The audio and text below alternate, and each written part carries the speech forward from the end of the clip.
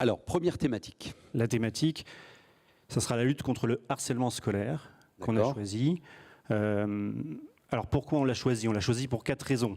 La première, c'est qu'il y a eu une rencontre. D'abord, lors des nordistes de l'année, enfin lors des étoiles nordistes, on a rencontré Jonathan Destin, qui a été victime de harcèlement scolaire. Et on l'a mis dans la catégorie des anonymes avec d'autres candidats qui étaient tous extraordinaires. Enfin, il y avait 5 histoires extraordinaires et on a laissé nos lecteurs voter, 30 000 votes. Et c'est l'histoire de Jonathan qui est ressorti, qui a remporté le plus de suffrages, nettement, et c'est lui qui a obtenu ce prix. On s'est donc dit, cette question du harcèlement, derrière l'histoire de Jonathan, derrière son histoire personnelle, son parcours, son combat aujourd'hui pour la vie, il y a cette thématique du harcèlement scolaire qui parle à nos lecteurs. Voilà. La deuxième raison, c'est qu'il y a une actualité. Jean-Michel Blanquer, cette semaine, devant les parlementaires, en a parlé. Il prévoit d'annoncer dans les prochaines semaines, dans les prochains mois, un plan de lutte contre les violences scolaires. Ça ne sera pas que le harcèlement, mais il y aura ça. La troisième raison, c'est que pour lutter contre le harcèlement scolaire, d'ailleurs le slogan, je pense, de l'Éducation nationale dit « Le harcèlement scolaire, pour l'arrêter, il faut en parler ». La première chose pour lutter contre le harcèlement scolaire, c'est en parler, libérer la parole, médiatiser. C'est vraiment le cœur de notre métier.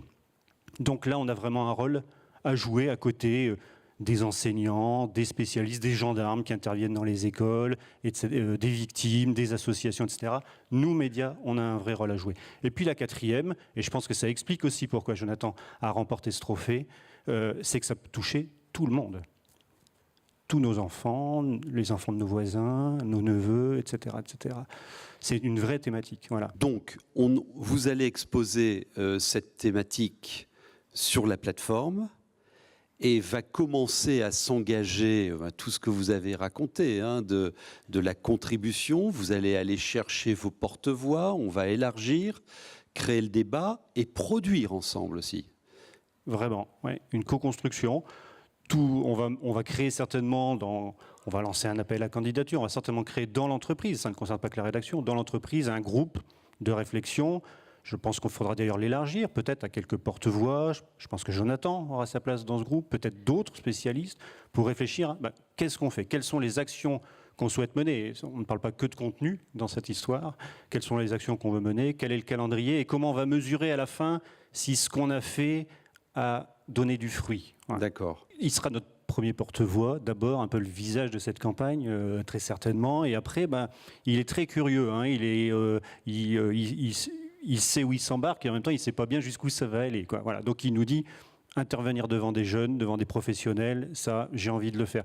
Aidez-moi quand même. Il dit par exemple devant des tout jeunes, j'ai du mal à trouver les mots, à m'expliquer, à les toucher. Donc là on aura peut-être quelque chose à faire avec lui. Mais je pense qu'on pourra aller plus loin. Il a des combats, il a un combat par exemple qu'il veut mener sur lequel on pourra peut-être jouer auprès de l'Éducation nationale, c'est qu'il souhaiterait que dans les cahiers de correspondance de tous les enfants de cette région et de France, certainement, il y ait une page sur le harcèlement scolaire, où on en parle et on dise, où ce soit écrit, si tu subis ça, dis-le, parle-en.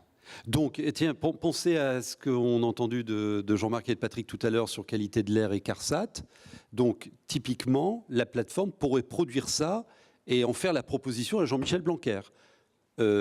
Institutionnaliser la page carnet de correspondance sur le harcèlement scolaire, par exemple.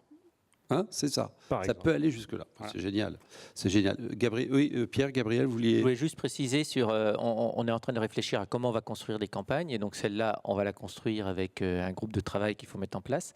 Mais il y a l'idée d'associer à chaque fois des gens qui sont un peu experts sur la question, qui connaissent la question, que ce soit des chercheurs, des associatifs, etc., pour qu'ils nous aident, qu'ils nous conseillent et qu'ils nous aident notamment à construire ces fameux indicateurs qui nous aideront à être pertinents et à bien mesurer le chemin qu'on a fait tous ensemble.